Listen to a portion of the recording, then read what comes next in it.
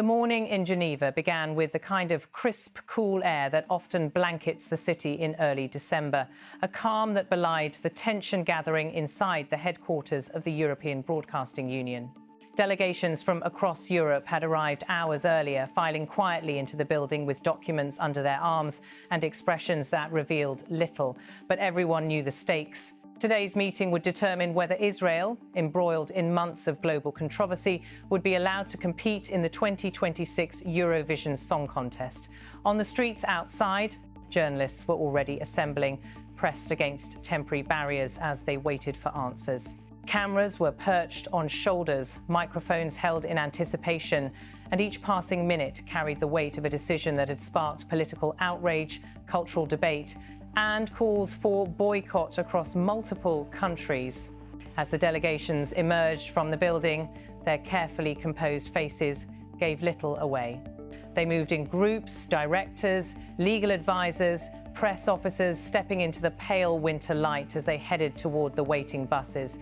Some exchanged quiet words, others avoided eye contact with the media entirely.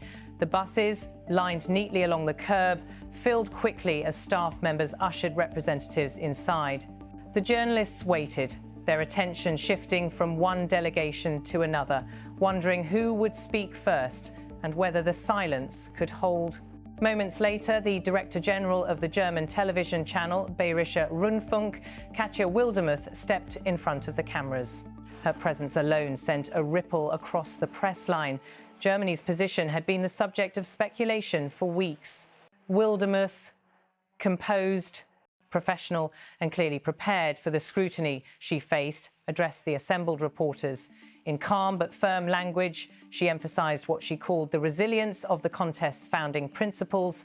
"We are very pleased," she said, "to see that in the end the rules, values, and impartiality of public service media prevailed over today's emotional public debates."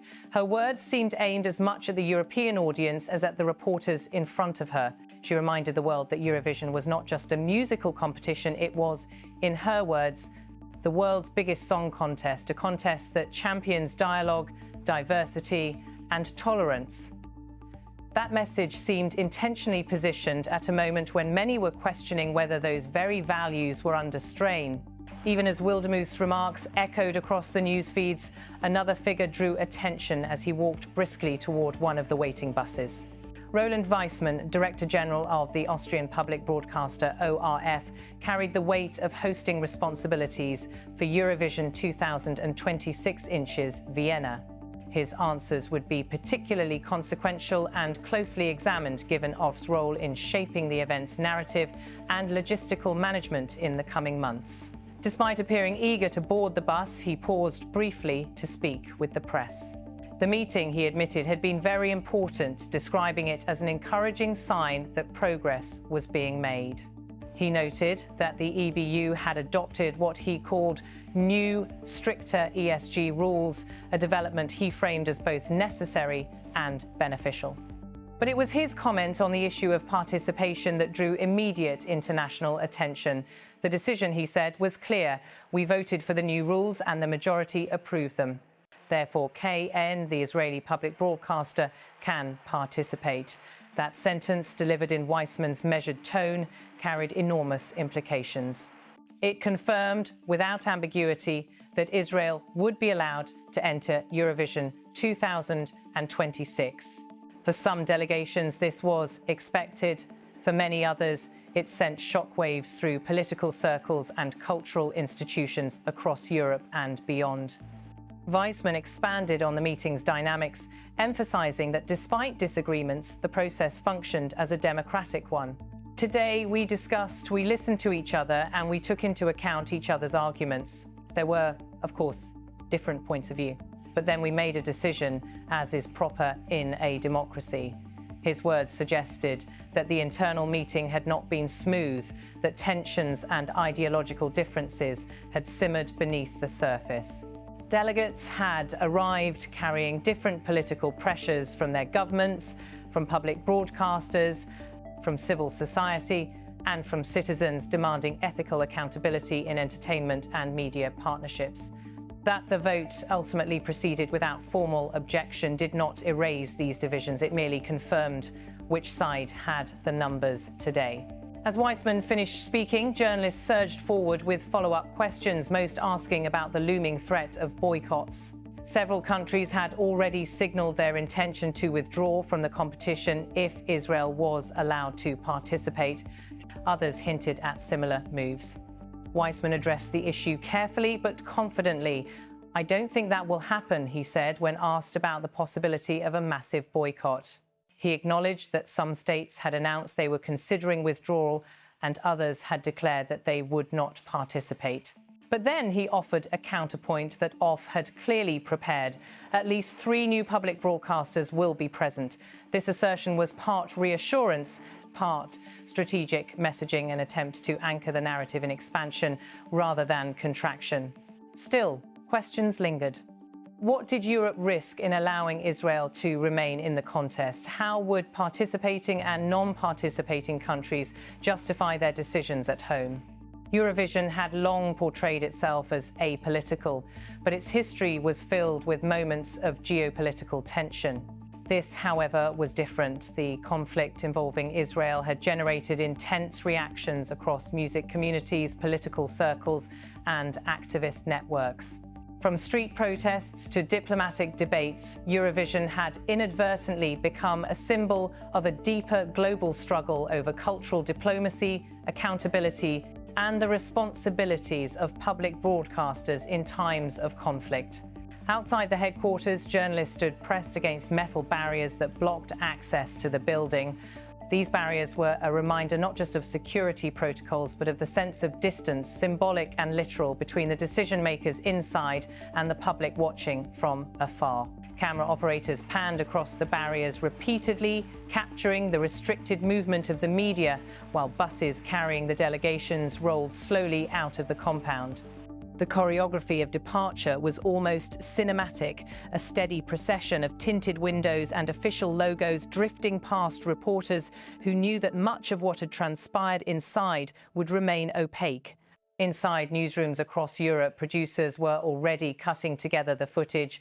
Weissmann boarding the bus, Wildermuth addressing reporters, delegations stepping quickly into vehicles, journalists trying to capture reactions from behind the barricades. But the heart of the story did not lie in images. It lay in the political consequences that would now unfold. Within minutes of the announcement that Israel would be permitted to compete, several countries confirmed that they would boycott the contest. Others hinted that they might follow. Activist groups released statements condemning the vote, calling the decision a betrayal of human rights and a deliberate disregard for public sentiment across Europe. The EBU found itself at the centre of a storm, a clash between organisational neutrality and ethical scrutiny, between artistic celebration and geopolitical reality. In the midst of this firestorm, Weissmann's voice was replayed across television channels and online platforms. He insisted that Vienna would still deliver an extraordinary event. I'm convinced that ORF and Vienna, as the host broadcaster, will offer an exceptional show. For the 70th anniversary, we will have a great event, united by music. His emphasis on unity, on music as a bridge rather than a barrier, aligned with Eurovision's official messaging. Yet to many observers, it felt like a familiar refrain used in times when the contest's identity was under strain. Could Eurovision truly remain united by music when the political landscape that surrounded it was fractured? Meanwhile, Wildermuth's remarks about impartiality resonated strongly with public broadcasters who had argued that the contest must adhere strictly to rules rather than external pressures. "We have always stood for clear rules," she said, "and I am very happy that the result of today's vote underlines the power of impartiality of public service media." In her view, the EBU's credibility depended not on neutrality in a moral sense, but on the consistency of its framework rules that applied universally, regardless of politics or emotion. To her, the integrity of Eurovision rested on procedural fairness, not on the fluctuating tides of public debate. But outside the institutional world, many people saw the matter differently. Eurovision was not merely a contest governed by procedural rules, it was a global cultural phenomenon watched by hundreds of millions. Its decisions carried symbolic weight. Allowing or disallowing a country from participating sent signals about values, alignment, and ethical boundaries. Critics argued that rules could not exist in a vacuum, that neutrality, when faced with conflict and humanitarian crises, risked becoming complicity. Supporters countered that Eurovision must remain separate from political battles, upholding its mission as a cultural bridge rather than a diplomatic weapon. As the buses carrying the delegations disappeared, Geneva returned briefly to its ordinary rhythm, but the story had only just begun. News alerts spread rapidly through Europe and beyond. Activist organizations coordinating boycott movements mobilized immediately, releasing statements across social media and calling for artists, broadcasters and governments to take strong positions. In several countries, lawmakers demanded emergency consultations with public broadcasters. Some argued that participation in Eurovision under the new circumstances was unacceptable. Others warned that boycotts would isolate their countries culturally and undermine long-standing commitments to artistic exchange. Diplomatic circles also reacted. Embassies across Europe drafted assessments, anticipating public backlash and preparing for government inquiries. Israel, meanwhile, celebrated the decision quietly but decisively. Its public broadcaster, KAN, issued a brief statement welcoming the vote and affirming its readiness to participate.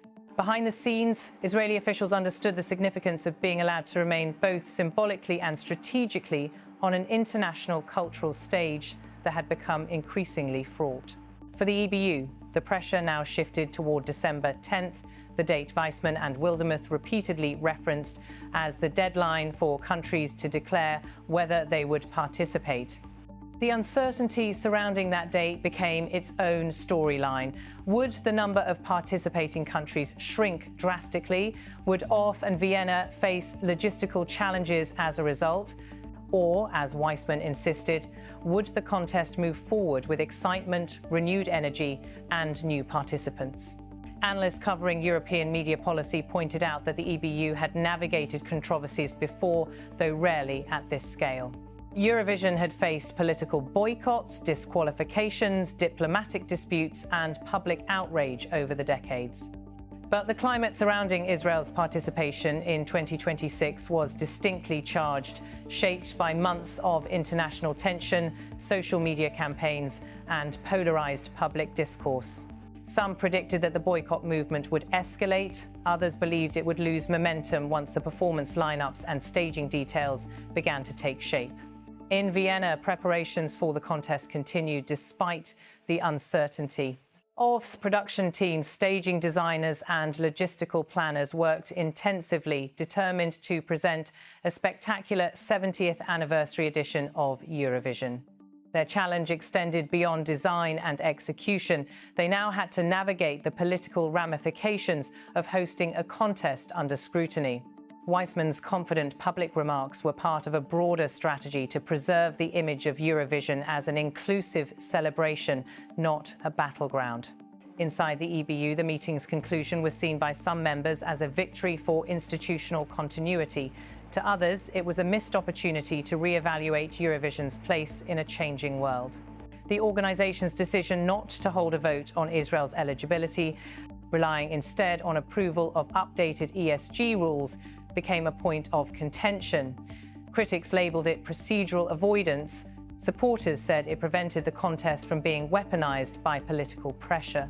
As news coverage expanded throughout the day, broadcasters emphasized different angles. Some highlighted the drama of the delegations leaving the building under the watchful eyes of journalists. Others focused on the quotes from Weissmann and Wildermuth, presenting them as contrasting yet complementary visions of Eurovision's core values.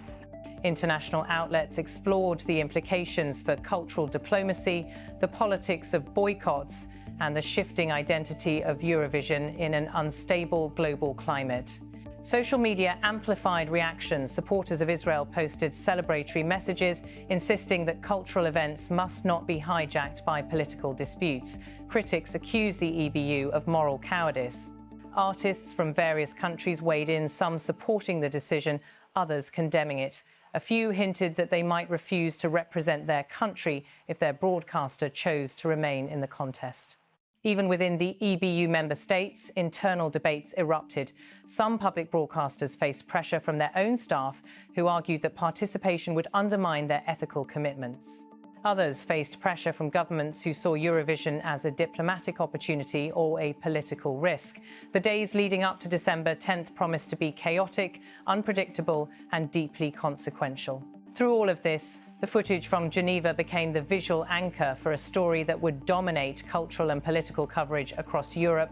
The slow procession of buses, the tight shots of barriers, the composed faces of departing delegates all served as reminders that behind the entertainment facade, Eurovision had become a reflection of global tensions. As the evening descended on Europe, analysts continued to dissect the EBU's decision. The organisation, they argued, was attempting to walk a narrow line between neutrality and relevance, between rules and public expectations. Could Eurovision truly remain united by music when the world around it was divided? Would audiences tune in next May with the same enthusiasm, or would political tensions overshadow the performances? Those questions would linger for months, but for now, one fact had been settled: Israel would compete. And the world's supporters, critics, artists, activists, and broadcasters would be watching Vienna with more intensity than ever before.